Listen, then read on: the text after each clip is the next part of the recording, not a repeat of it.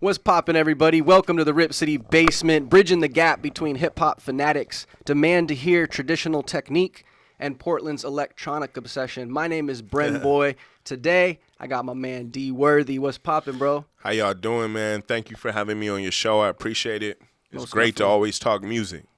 We here, man. Always. We in the basement, I think, where I first got notice of your rapping skills was on the Rip City Basement challenge that Craig was doing, and I seen your video, and I was like, oh man, bro got bars. Like we have to talk to this guy because he got bars. Appreciate it.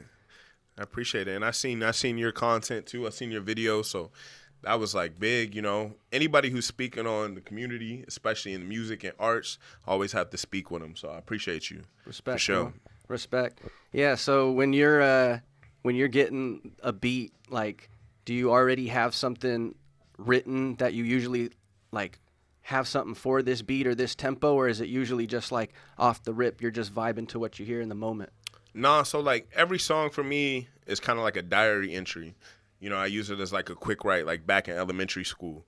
So every song is a new chance to like an expression emotion I never expressed before. Okay. So I let the music tell me where I should go. It's a very like spiritual feeling. So like as soon as if the melodic chords are telling me to go to a darker place, then, you know, but I naturally gravitate to however I feel in the moment. So if I just have fun with my daughter, it'd be a bright song. If I'm dealing with things that are, you know, strategically suppressing, I might have something a little bit, you know, dimmer. But I have synesthesia, so a lot of times I see it in color. So if I hear a certain beat and it kind of reminds me of grass, then it might be a certain type of lyric pertaining to that. So I never know. It's like it's a fun feeling. Yeah. That's like true. Like I live life freestyle, so that's like the closest thing to it. How did this whole rapping thing get started? Was it always like hip hop style, or did you get into other music before that? Man, I would say when people say culture, I'm a culture kid. You know, it's like okay. From the day that I heard hip hop, it was special to me. You know, like my most vivid memories are like being back in Cleveland, Ohio, and hearing Master P, hearing Cash Money, seeing Lil Wayne on screen for the first time, and he's like 15. He looks like me and all my homies in the hood, and it's like, I could do that. You know what I mean? It's like basketball felt real, but something about the way that hip-hop was amazing to me. They were the flyest. They didn't have any rules, and they remind me, like, that's why I love Michael Jackson, because I feel like he was a singer. He was an R&B artist, a pop singer, but he was hip-hop. Word. You know what I mean? He broke the rules. He's like dancing with Crips. He like had his own shoe. He's just very hip-hop. You know what I mean? So what does this sound like to you? Exactly. That sounds like beatboxing. Sounds like beatboxing, 100%. And that's what got me into music, bro. But anyways, long story short, the real thing that got me into music was I just had a need to. I didn't always have a lot, so I had to make a lot. You get what I'm saying? So it's like I couldn't always afford to get the Cash Money CD that was $15. But I knew I could buy a tape for $2. My grandma would buy that for me. And you know how you press the play down and the record back in the day? Yeah. If I did that and the radio wasn't on, I could hear my voice. Oh, word. You get what I'm saying? Yep, And when I was younger, I was in foster care, so that was the first time I ever like learned to use a microphone. And my mom was in rehab, and I used to say prayers for her on the microphone at like 5 and 6 years old. You get what I'm saying? So that was like early on. I was like, there's power in your voice. So when the rappers did it too, I was like, oh snaps, they in bad places too, but they make it look so beautiful. So. And then ever since then, you know, I played sports, and then I got injured. I thought that was my passion. I was lost. I didn't know what to do. But I always wrote, always had my mind on it. And one day, a close friend of mine, but wasn't my bestest friend. You know how you have a competitive friend? He's like, he's your boy, but he's kind of like against you too. Yeah. Shout out my boy Jeff. You know, and they'll never give you that big up unless it's like, you are like way out of their league, you know what I mean? Yeah, and they can't not do it. They can't do it. So it's like he was just like, he always kicked my ass in basketball, and I'll be just trying. He always beat me, and then he picked up my notebook and was like, nah, but like you should rap though, you know what I mean? And it was like the kid who's always like picking on you. So it's like when they say you should do something, you're like, the hell, Ricky, like, wait, you said I'm good, you know? And then them being there like actually genuinely impressed and shit, like Damn. You know, so Was this high school? Yeah, this is high school, senior year. Senior year. Okay. What sports were you getting out of? Football, basketball? Basketball. You know, everybody wanted me to play football. I think that's why I didn't play. You went to Evergreen High School, right? Yeah, I went to Heritage High School, Union High School, Evergreen High School. My mom was always leveling up, so we always moved.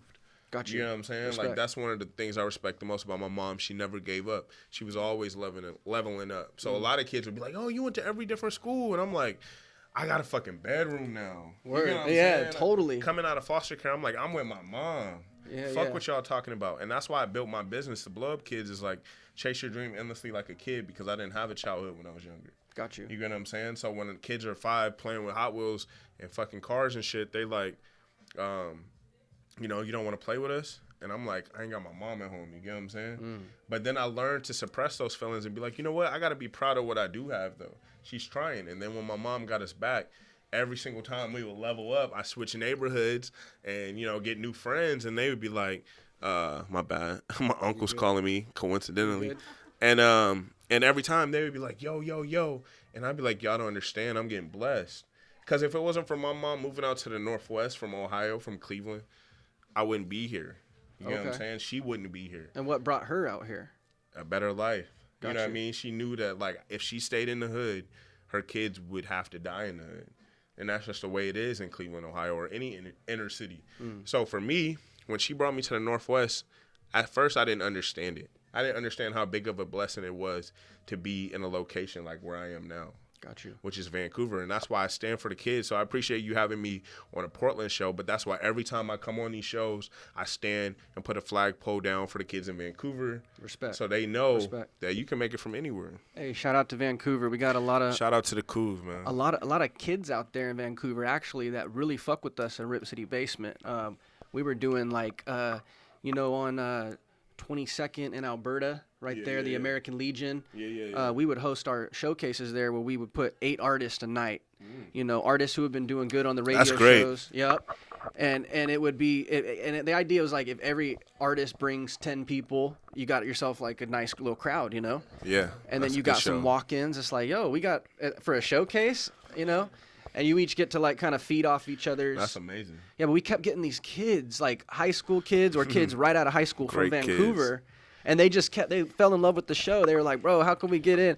These kids would bring a crowd, though, because it's so different. They're great kids, man. Like, our scene is so amazing, and I feel good to be a person who represents for it because, you get what I'm saying? Like, we was having a conversation off camera. It's just so much more about the kid. Not all the kids, but the one kid. The kid who loves you the most. To not be your brother, to have the girl who loves you the most not be your sister, but be a complete stranger who supported every single thing you've done. They bought every single thing you've done. They listen to every song you made. Think about it. We have best friends who probably haven't listened to every single song we made. But that's what I'm saying. Yeah, not even half. That's real. Exactly. Everybody feels me. Everybody feels me. The same day. You know you dropped your album. On the same day. No, or to ask you for a favor, and you're like, you think they're calling you to like congratulate you, and they're like, hey, bro, can I get a ride? Yeah. No, for real. If you to listen to my album, you don't listen to my album. For real. For real. For real. That's why we don't need to be marketing to our homies and marketing to new fans of the music, right? Yeah, and that's why I just say like with the Vancouver kids, the emotional connection we have is so special, and all the kids who are a fan of me because they're a fan of themselves. They see something in me that they see in them, and that's why we connect. And I think that's why it's so important to me is because this shit is just so deeper than just the music. You know what I mean? Like, that's why even the fact that you are so creative to set up a radio show in your home is because you have a passion to tell not only your story, but help other people share their stories.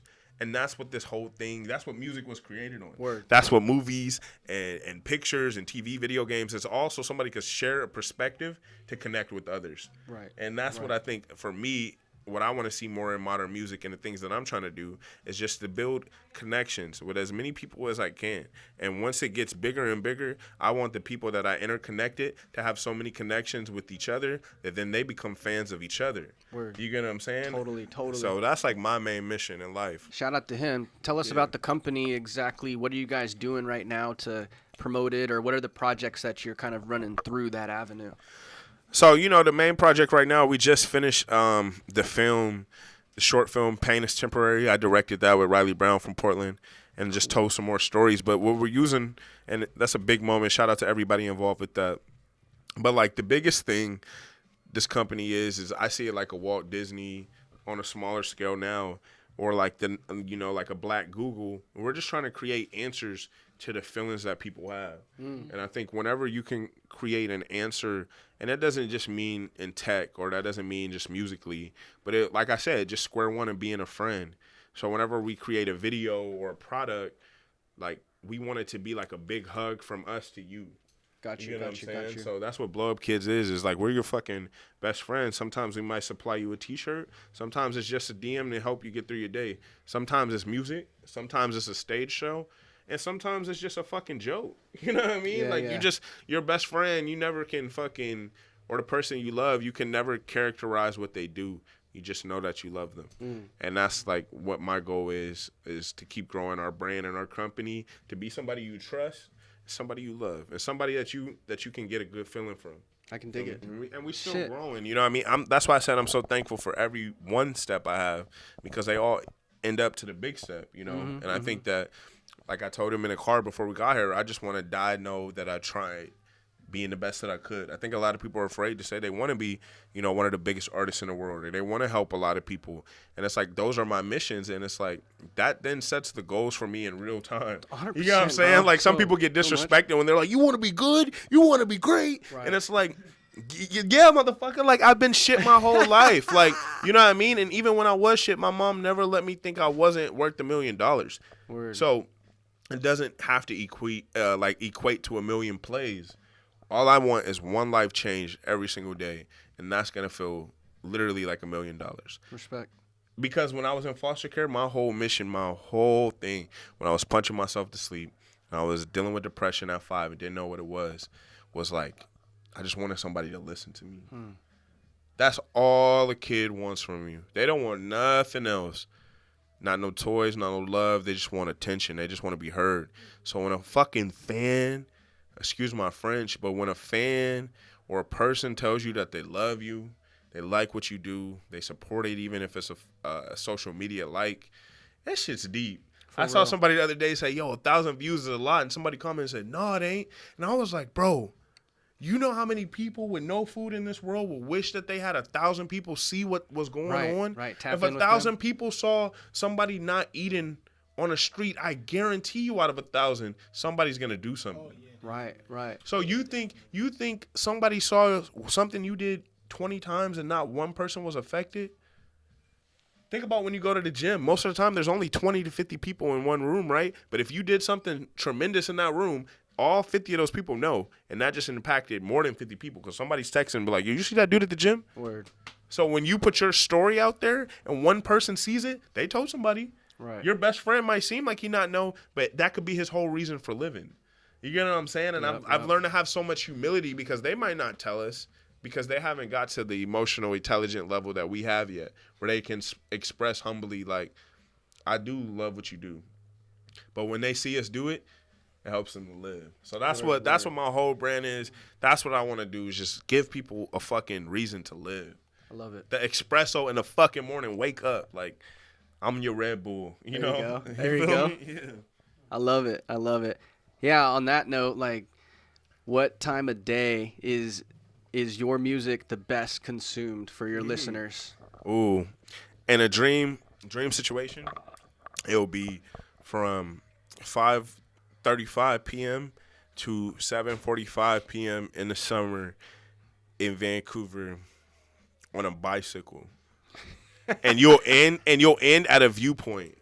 So that could happen at many different locations, though. But that's how I see it because that makes me feels the happiest. Word. When I listen to my music at that time and I'm riding my bike, I can dig it. I feel happy. And if you could feel the way I feel at that moment, then that's a perfect time. I can dig it. You know? That's the best answer. I don't think I've ever asked that question. I just made it up, but the answer was so solid. Like, I that's can so see perfect, it. bro. Yeah. You really do see. I can really tell that you're not just an audio person. Like, it's more the sound is textures, it's colors. What was the word you used that you are? Synesthesia. Synesthesia. You know, it's just where you can see things in color, but it really is just. I think that I just grown to be. You know how we all have felt it in this room. That's why we're in this room together. You had that moment when you're younger where you're like, I'm not like everybody else. You know what I mean? You kind of just are like, you kind of sit in your room one day or you kind of are like on the playground. And you're just like, what they do just doesn't add up to like the way I think. You know what I mean? Yeah. And it takes, but you know, and it takes a long time for you to realize that like, that's okay. Yeah. That's okay. And I think that now I've gotten to the point where I see things and I'm like, that's okay. That's okay. You know, and I hope that when people see me do that they get inspired to be like, it's okay. Right. You know, like with my daughter, I'm just like, do you? Like when you draw it, don't think if it's bad. Like, you know, we all drew on a wall at one point and then somebody told us, hey, put that crayon down. Yep. And you put the crayon down and then it was over. Right. You didn't want to do it again. You never did it again because you were just like. Even if you didn't get whipped for it, you probably not going to do that shit again.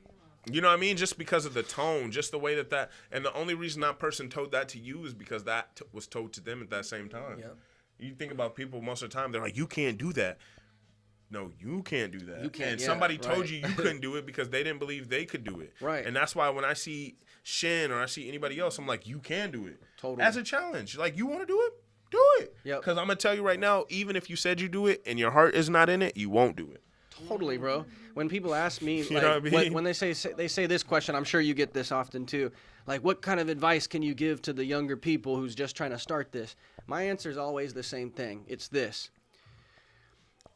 don't do it, because unless you're like crazy enough like me to actually do that, like you actually like you have no. This is what you're going to do. You know. No matter what, then you'll be like, man, fuck this Brimboy guy, I'm gonna do it. And then at that point, it's like, well, yeah, that was the point. I want it, you know. But the people who are like, yeah, he's right, this is hard, you know, like, because I really do think like, what you want to start. People are talking like, I think I want to start a label. Bro, I don't fucking want to start a label. Like, do you know how hard it is to manage other artists and their personalities? Yeah. Molly knows, she's in artist management.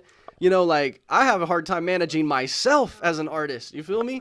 Yeah. So it's like, you know, unless you just automatically want to do this, like, if you're just like, yo, I'm drawn to doing this, then, you know, do whatever you're just naturally drawn to and that you have to do, you know? Yeah. If it's rapping, it's rapping. If it's drawing, it's drawing, you know? But whatever you feel like doing, just go do it. You have to. I mean, the thing about life is it's all gonna happen the way it's supposed to happen. So as soon as you start doing whatever it is that you feel you should do, you know when it's right, you know when it's wrong. It's just like loving somebody. It's like, you know, at the end of the day, like, I don't really love this situation. I don't love what's going on. So it's like, that's the same way life is. When you get off a train track, you know you're off a train track.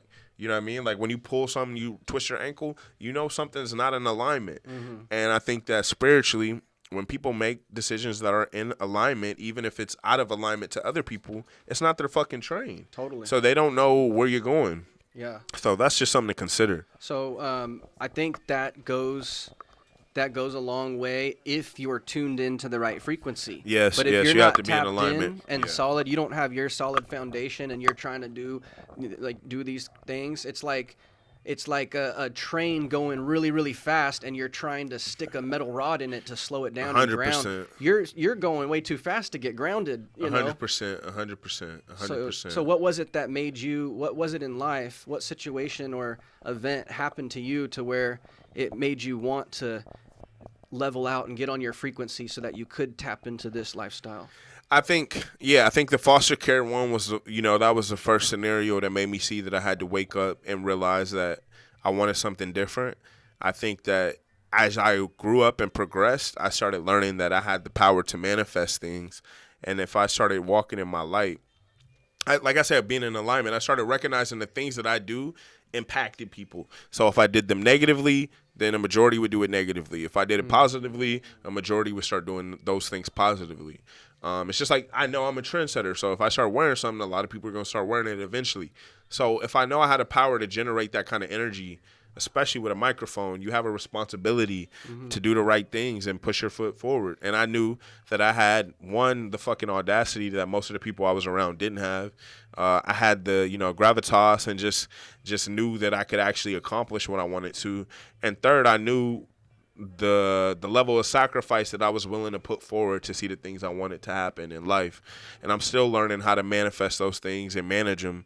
But I think those are the three most important things. You got to know yourself to know how to be in alignment. You got to be willing to be committed to the level of self-discovery it takes to be the artist, the person, the human you want to be. And lastly, you just got to have the audacity to be made fun of, to be ridiculed, to be doubted, to feel less than.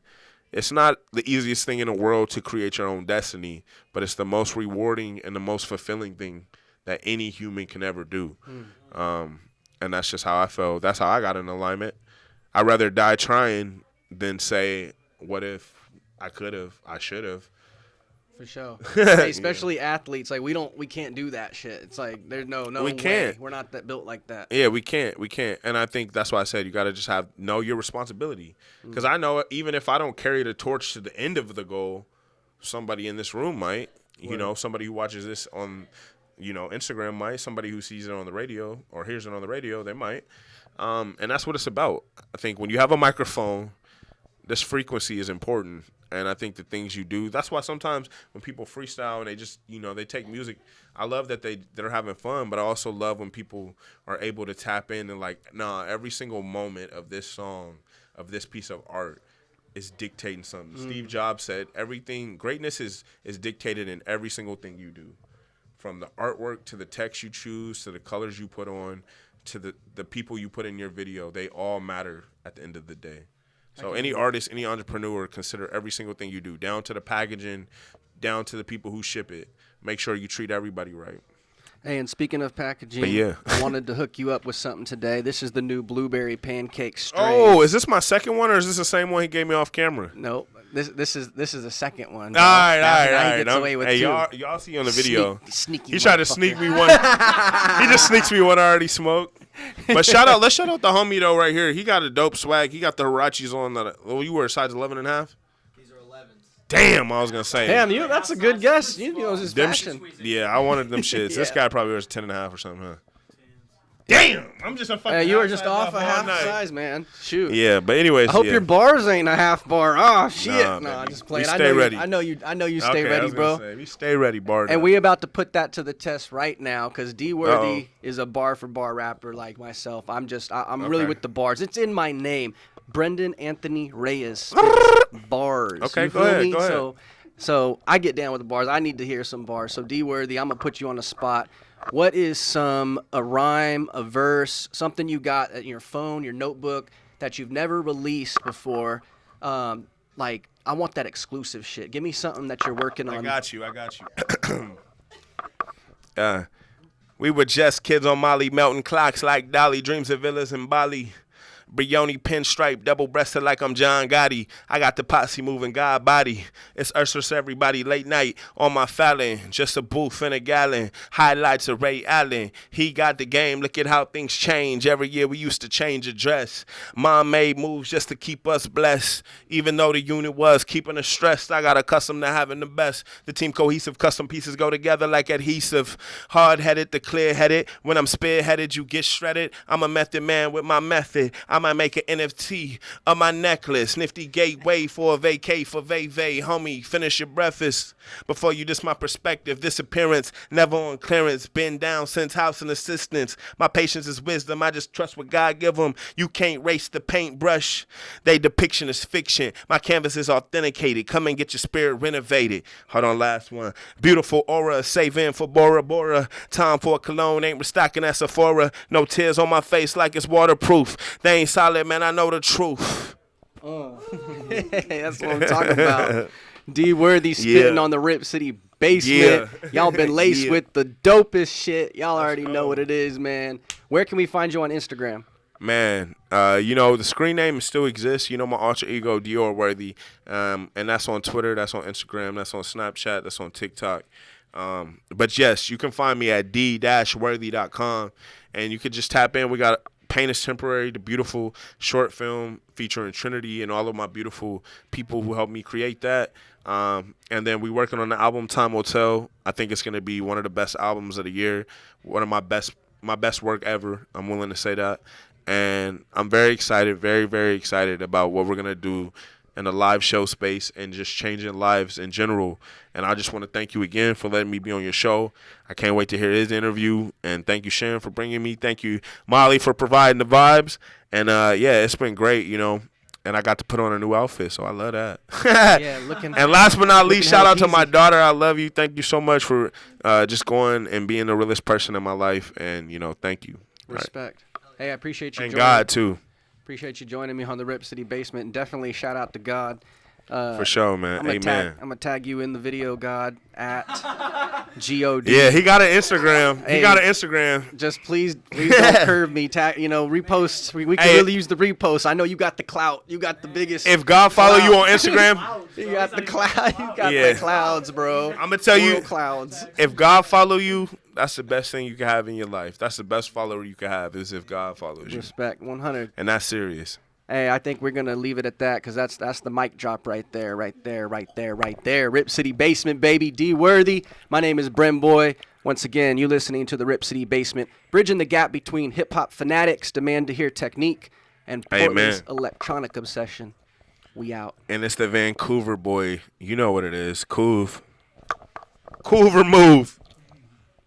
Yes, sir.